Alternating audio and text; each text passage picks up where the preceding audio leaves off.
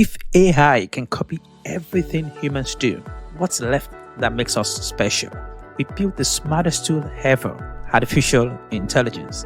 It can learn, copy what we do, and even do jobs for us.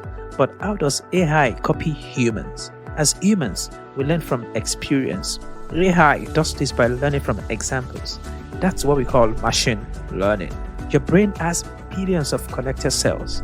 AI copies this with deep learning. Your eyes see images. AI looks at pictures too. That's computer vision. You spot patterns like sorting red from blue. AI does this with pattern recognition. You talk and listen.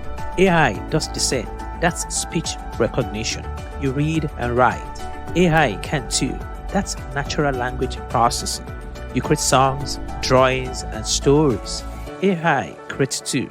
That's generative AI. You move, walking, lifting, opening doors. Robots with AI do this too. And you get things done. AI agents can help. So if AI is learning to do everything humans do, so what makes us truly human? Leave your answers in the comments. Till I see you next time, happy learning and happy eating. Happy learning, and happy eating.